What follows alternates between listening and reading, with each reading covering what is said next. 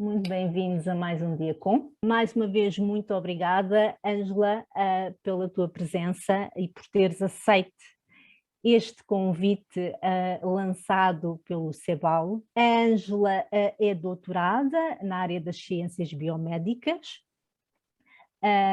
e depois do seu doutoramento, a Ângela foi fazer o seu pós-doutoramento para Berlim, para a Universidade de Humboldt de Berlim, e mais tarde, em 2014, formou o seu próprio grupo de investigação na área do cancro e da biologia de sistemas, e a partir de 2020, mais propriamente abril de 2020, a Ângela associou-se à Escola Médica de Hamburgo, onde leciona atualmente na área da medicina molecular e da bioinformática. O seu grupo de trabalho e de investigação está associado à área de investigação das interações moleculares na área do relógio biológico ou do ciclo circadiano e no seu impacto na área de algumas doenças, como é o caso do cancro. E hoje a sua apresentação que a Ângela nos vem fazer, It's About Time, Exploring the Role of Circadian Clock in Disease. Muito obrigada, Ângela. Obrigada a todos por estarem aqui. Então, pequena introdução. Meu nome é Ângela Relógio, eu sou professora de Systems Medicine, Medicina de Sistemas, na Faculdade de Medicina de Hamburgo e na Faculdade de Medicina de Berlim, no Charité.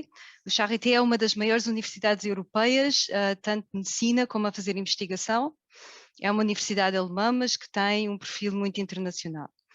E a minha ideia hoje é falar com vocês um bocadinho sobre o género de investigação que estou a fazer e vou tentar fazer isto numa linguagem que seja muito simples, tão simples quanto possível, para que toda a gente possa perceber, mas por outro lado para vos dar uma ideia da complexidade do tema e do género de métodos que nós fazemos e de aplicações a ritmos circadianos. De modo que o tema desta talk é o tempo, ou melhor dizendo, a hora, e o que nós queremos fazer é explorar aquilo que se chama o nosso relógio biológico, ou relógio circadiano, e como é que ele pode influenciar a nossa saúde, mas também doenças. E já agora, para responder a uma pergunta que costuma vir muitas vezes, vocês já viram, não é? O meu nome é Ângela Relógio, mas não é por eu me chamar relógio que estou a fazer esta investigação. A sério, isto foi mesmo um daqueles acasos do destino que aconteceu assim. Mas eu estou muito contente por fazer isto. Então o que é que nós vamos ver hoje? Primeiro vamos ver o que é isto do relógio circadiano. Depois vamos ver que esse dito relógio não é assim um relógio como aquele que usamos no punho, não é? Mas é uma rede molecular de genes e de proteínas. Depois gostava de vos dar uma ideia o que é que nós estamos a fazer no nosso grupo de investigação em termos do impacto deste relógio na saúde e na doença. E o que é que nós estamos a fazer também, ou a desenvolver métodos mais em termos tecnológicos e mesmo de produtos que nos permitam medir o dito relógio circadiano em pessoas. Time is very important. Este time em português é uma coisa um bocado esquisita, eu não sei como é que devo dizer time, porque time não é tempo, não é? Também não é a hora. Mas ao fim e ao cabo é esta terceira dimensão, que não é espaço, que é tempo, que é realmente muito importante. E existe um relógio, e esse relógio chama-se o relógio circadiano, que faz o tempo e que faz o tempo dentro de nós. E as descobertas que levaram ao Prémio Nobel deste relógio já aconteceram há cerca de 20, 30, 40 anos, mas o Prémio Nobel é muito recente, portanto vem em 2017. Isto originou uma espécie de um boom na área. E o dito relógio regula a nossa fisiologia e regula o nosso comportamento. Por exemplo, regula o tempo em que nós acordamos, a hora a que nós acordamos, a hora a que nós vamos adormecer. De modo que é um conceito que é muito fácil de perceber para toda a gente, mesmo até para miúdos, é muito fácil de explicar. E a verdade é que cada uma das nossas células tem um relógio. E por causa disso, cerca de 50% dos nossos genes, eles não estão só ligados ou desligados, mas eles variam na sua expressão com um ciclo que é cerca de 24 horas. E o que significa que há certos processos moleculares, processos celulares, que ocorrem a certas alturas do dia. E eu já vos vou explicar isso. Agora, esta hora interna é muito, muito importante. E uma coisa que é bastante interessante é que varia de pessoa para pessoa. eu não devo estar a dar aqui novidade nenhuma, porque com toda a certeza alguns de vocês acordam bastante cedo, sem despertador, alguns de vocês têm imensas dificuldades em acordar, ainda que estejam 40 despertadores a tocar. E a razão para isso é porque há este dito relógio, e este relógio é muito pessoal. E por causa disso, o tempo, por exemplo, do nosso metabolismo, ou o tempo da divisão solar, a hora da divisão solar, é muito diferente para cada um de nós. E para vos dar um exemplo, o que nós estamos a ver aqui é um ciclo de 24 horas. Então, a parte que está marcada a amarelo, imaginem que é a parte do dia, a parte em que estamos ativos. A parte que está marcada num tom mais escuro é a parte da noite, quando supostamente estamos a dormir.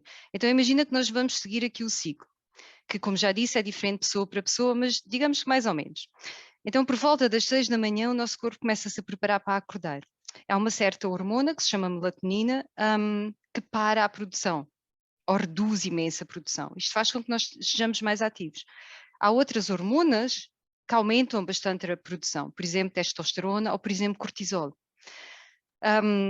Por essa razão, nós durante a parte da manhã, antes do meio-dia, geralmente estamos muito ativos, estamos mais alertos. Depois do almoço, e não é só por causa do almoço, é mesmo porque começamos a ir para a parte da tarde, então começa a mudar. Nós temos também uma boa coordenação, nós temos reações rápidas, mas digamos que o trabalho mental já não é aqui tão ativo como é da parte da manhã. Quando chegamos à parte da tarde, da tardinha, digamos assim, no Alentejo, o que acontece é que, por exemplo, a melatonina começa a subir, nós ficamos cansados, temos sono, queremos ir dormir. Então atingimos a nossa fase do sono profundo, algures e às 2 da manhã, mais ou menos, a temperatura desce bastante, temperatura corporal, e depois começa um dia novo outra vez. Portanto, vocês estão a ver que durante 24 horas acontece uma série de coisas. E esta série de coisas acontece, por exemplo, também na expressão de hormonas, como eu já referi, eu já falei aqui na melatonina e no cortisol. Então vejam, isto é mesmo muito dramático. O cortisol aqui está representado com a linha mais grossa, não é? Então, o cortisol é bastante alto, também se chama esta hormona a hormona do stress, bastante alto na parte da manhã, de modo que vocês não façam nada na parte da manhã relacionado com conflitos, porque vão ter mais tendência para ser mais agressivos. Façam isso na parte da tarde, que já estão mais assim encaminhados para o relaxamento. Então, o cortisol é muito ativo da parte da manhã. A melatonina é mais baixa, fica muito alta da parte da noite. Isto é muito importante. Se a nossa melatonina antes de adormecer fosse muito baixa, nós tínhamos problemas em adormecer. Acontece com muita gente. Mas porquê é que isto acontece? Isto acontece porque há uma série de genes e proteínas que fazem estas coisas. Então, imaginem que isto é uma célula. Aqui há o núcleo da célula, no centro, e à volta temos o citoplasma. Então, agora há um complexo, em português, se calhar, heterodimérico, ou seja, um complexo de duas proteínas diferentes que ativa a transcrição de uns quantos genes. Neste caso, o complexo é clock-bimal e ativa a transcrição de 4 genes: REV, ROR, PER e CRY. PER, por exemplo, é uma forma curta do gene que se chama período. Este gene foi um dos primeiros a ser descobertos no campo do relógio. Então, o que acontece, se nós olharmos para a parte de cima desta network, que vai se tornar cada vez mais complexa à medida que eu vou adicionando passos, nós vimos, nós temos aqui os RNAs no núcleo, que vão para o citoplasma, proteínas vão ser formadas, proteínas voltam para o núcleo, e estas duas proteínas aqui que estão marcadas vão fazer uma espécie de um fine-tuning, ou seja, uma regulação muito detalhada deste outro gene que se chama bimal. Este gene faz também uma proteína do citoplasma, vem para o núcleo e fecha o que se chama aqui um loop. Agora na parte de baixo temos uma situação semelhante, que é ainda mais complexa. Então aqui temos estes dois genes, que também vão ser transcritos através da proteína clock-bimal, vão para o citoplasma, fazem um complexo ainda no citoplasma, voltam para o núcleo e o que eles fazem é que eles inibem a transcrição destes 4, incluindo a sua própria transcrição. Isto forma aquilo que se chama um feedback loop negativo, enquanto que a parte de cima forma um feedback loop positivo. Ok, isto agora parece se calhar um bocadinho chinês ou alemão, como queiram, mas o que é que isto significa em termos práticos? Então imagina o seguinte, nós temos um relógio, agora simplificamos esta network bastante. Temos uma proteína que se chama bimal.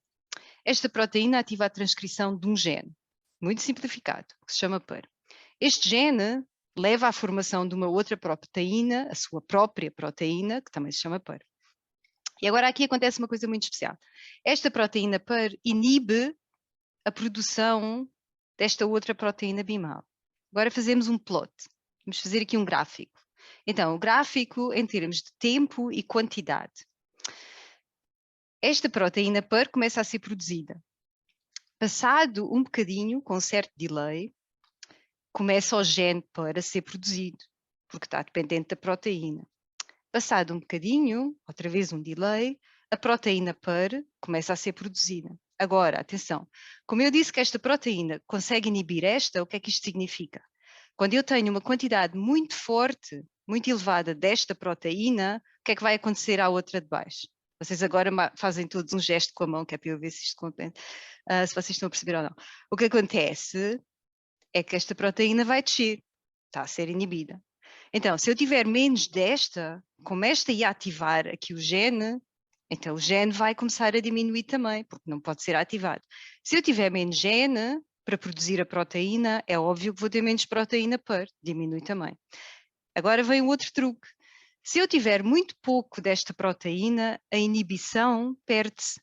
Ou seja, eu já não vou conseguir inibir de forma tão forte esta outra. Se eu não consigo inibir, o que acontece? Começa a subir outra vez. Então, se eu tiver mais quantidade desta proteína, tenho mais quantidade do outro gene, tenho mais quantidade desta proteína. O que é que vocês estão a ver aqui? O que vocês estão a ver é uma oscilação. Esta oscilação dura 24 horas e é isto que faz o tempo, ou que faz as horas dentro de nós. E foi isto que levou à descoberta do Prémio Nobel. Ou melhor, à atribuição do Prémio Nobel em 2017. Ou seja, o mecanismo é super simples, super inteligente, e é daquelas coisas que a natureza faz e que nós ficamos olhando para isto de boca aberta, como é que pode ter acontecido. Mas acontece, 24 horas. Ok, então agora vamos complicar um bocadinho mais, só um bocadinho. No nosso grupo, nós usamos métodos matemáticos para tentar representar estas coisas. Então imaginem que eu agora queria fazer o seguinte. Eu quero saber qual é a quantidade que eu tenho desta proteína, que se chama PAR, período, num certo tempo. Ok, como eu estou à procura de quantidade da proteína durante um certo tempo, aqui os nerds da matemática vão perceber que eu estou a dizer como é que varia PAR no tempo. É só isso, é muito simples. Mas varia como? Então vamos lá pensar. Então, varia de uma maneira que é diretamente proporcional à quantidade de um certo RNA que é translacionado. Translacionado se calhar não existe, estou a inventar agora.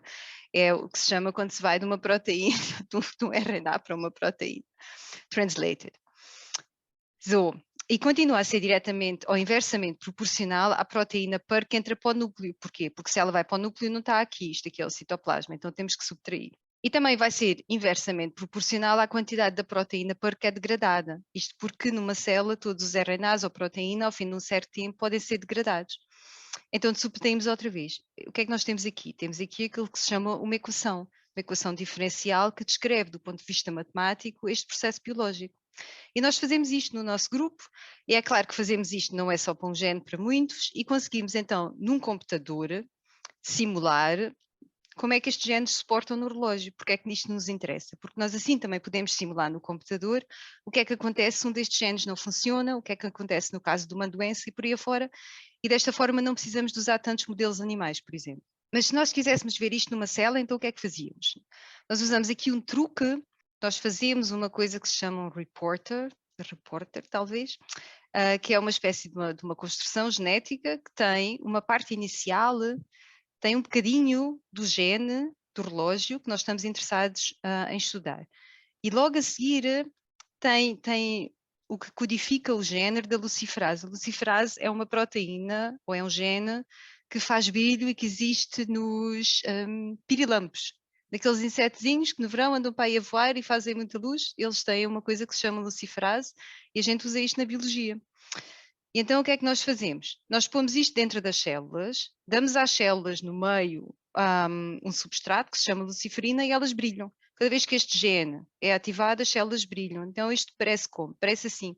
O que estamos a ver aqui é uma célula de um linfoma de Hodgkin, uma célula humana, e estamos a ver dois genes, um gene B mal e o gene PAR2.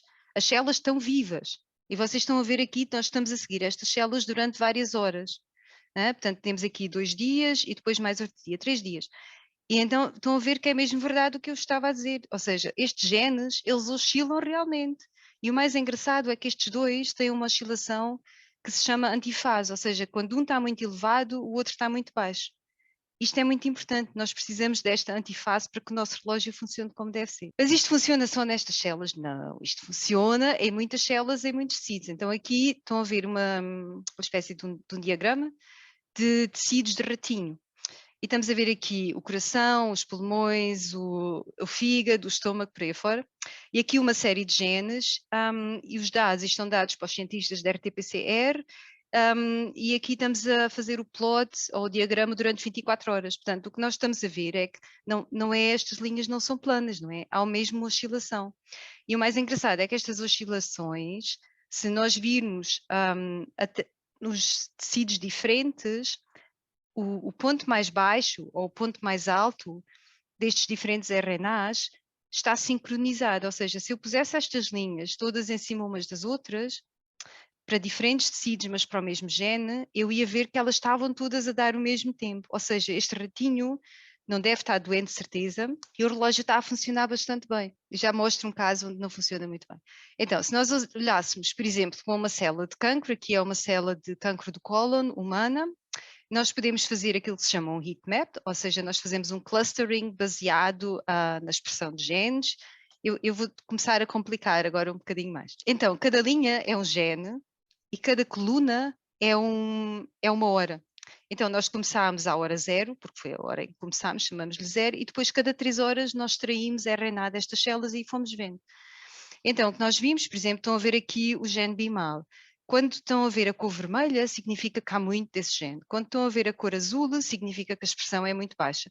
E nós estamos a ver que isto vai de vermelho para azul, ou seja, vai mudando realmente em 24 horas.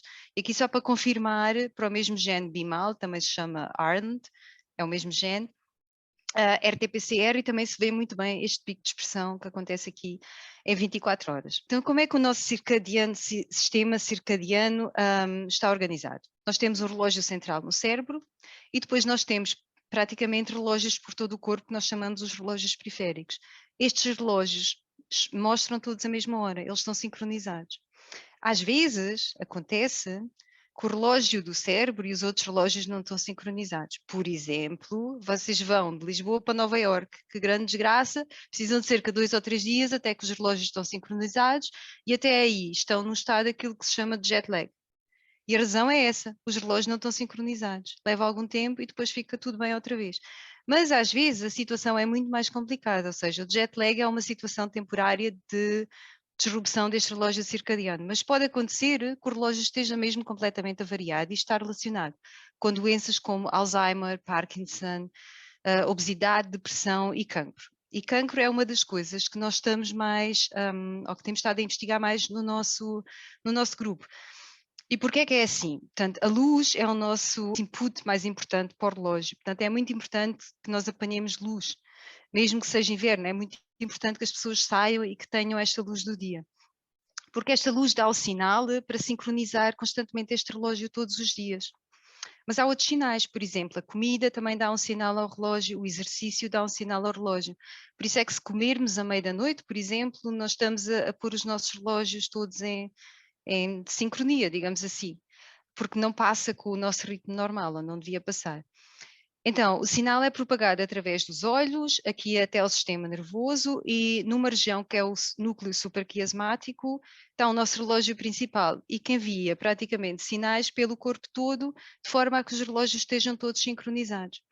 Então, há vários estudos que mostram, por exemplo, em trabalhadores que trabalham por turnos, sei lá, médicos, pilotos, etc., que têm uma incidência muito maior para desenvolver cancro. Porquê? Porque estão a trabalhar contra o relógio biológico, que é uma coisa bastante má.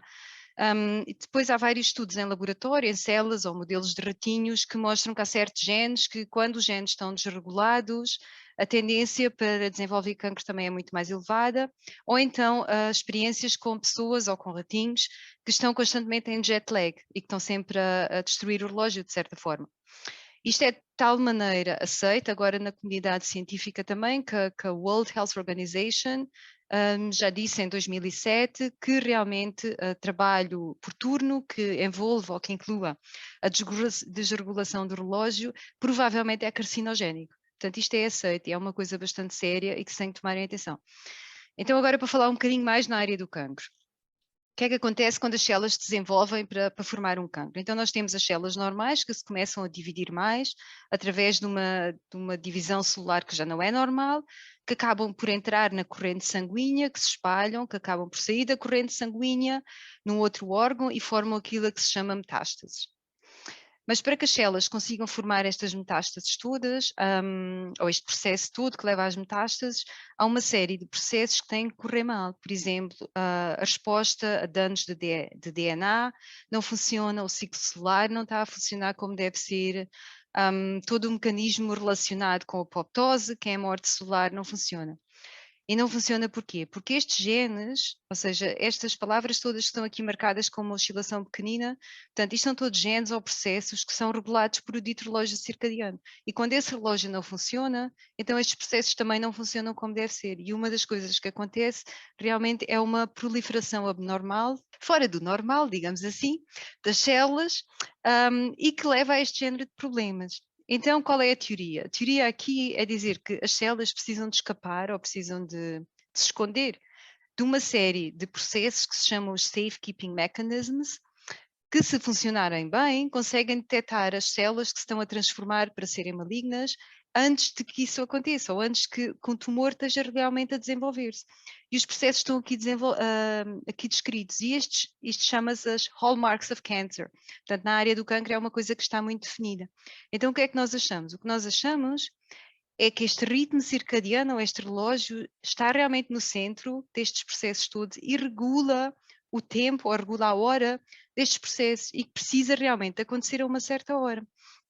Se nós começarmos agora a olhar para células do cancro e ver que género de relógio é que elas têm, por exemplo, então nós temos aqui uma célula humana de um tumor ósseo, bone cancer, que tem um ritmo ainda relativamente forte. Esta diminuição de amplitudes é mais um problema técnico, não é um problema da célula. Acontece quando elas estão em cultura que elas perdem isto.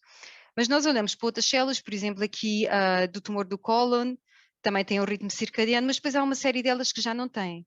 Então o que é que nós chegamos à conclusão? Nós chegamos à conclusão que estes genes do relógio têm uma variação da amplitude, ou uma variação da quantidade relativa destes genes que varia nestas células todas. E dependendo dessa variação, assim o relógio ainda funciona ou não.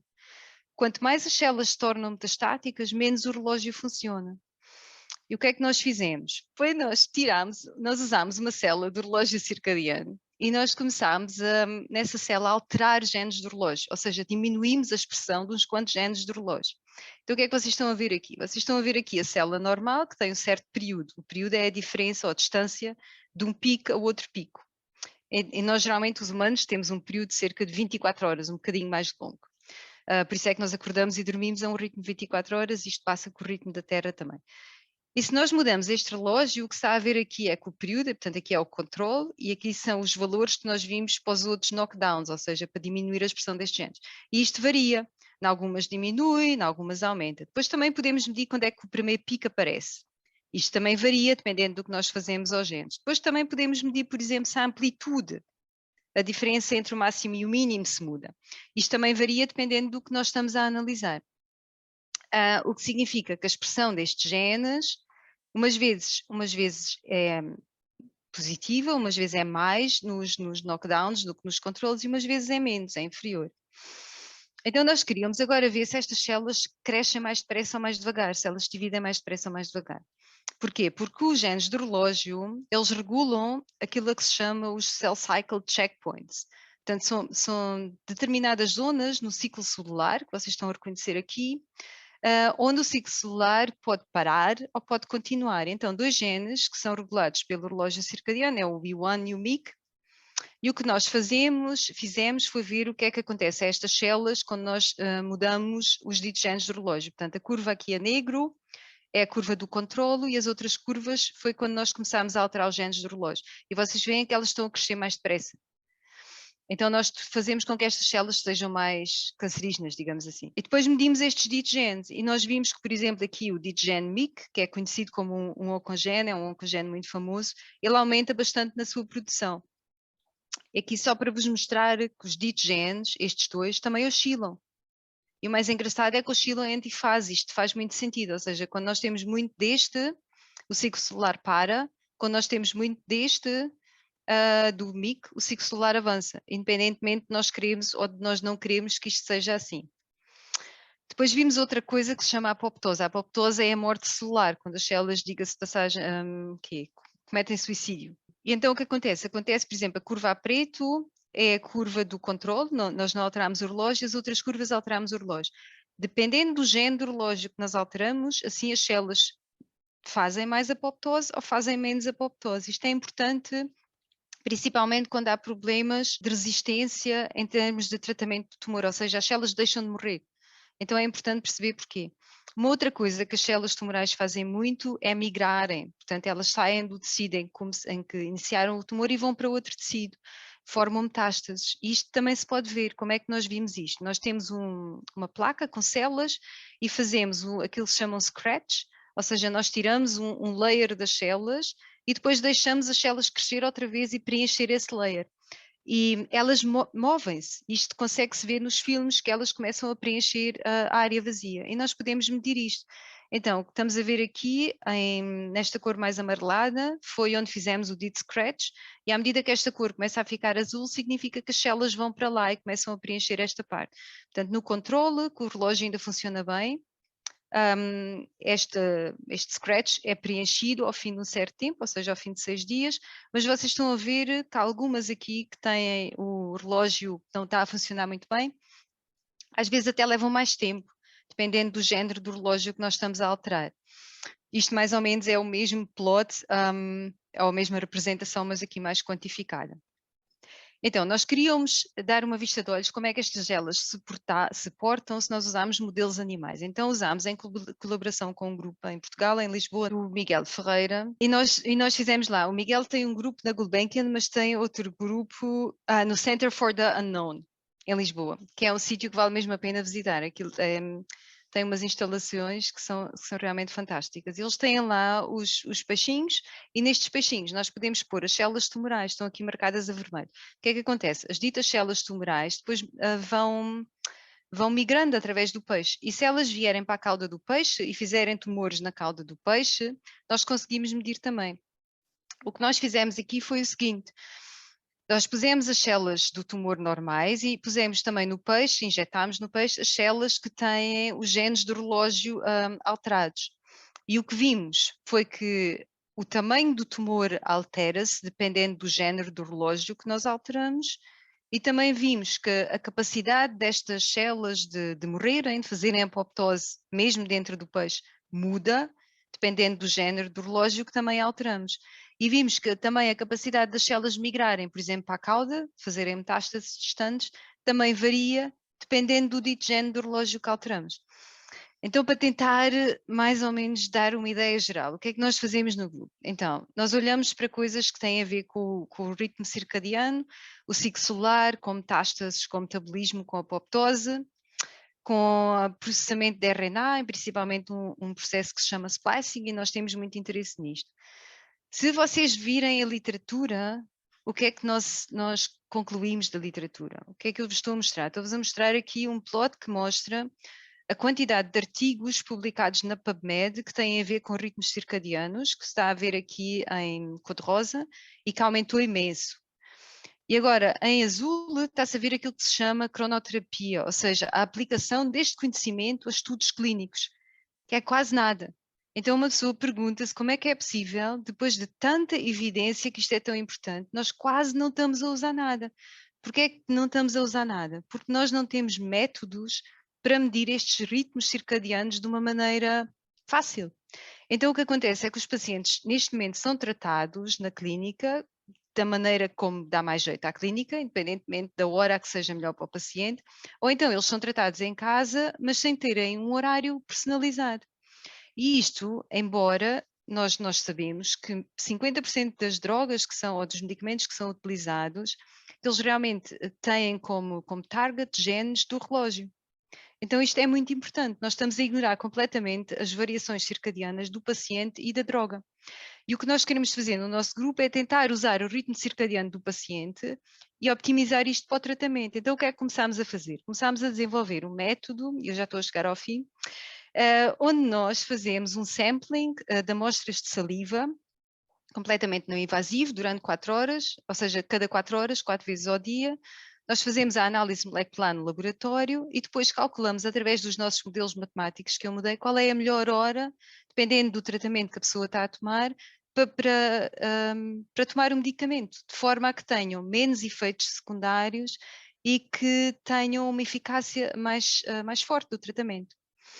Isto só para vos mostrar como as pessoas são diferentes. Portanto, eu aqui não vos vou dizer quem são as mulheres e os homens, mas a variação existe e é uma coisa incrível. Portanto, eu do ritmo quase que vos posso dizer já quem são as senhoras e os senhores, mas não vou dizer porque isto era contra Datenschutz e por aí fora, Data Protection.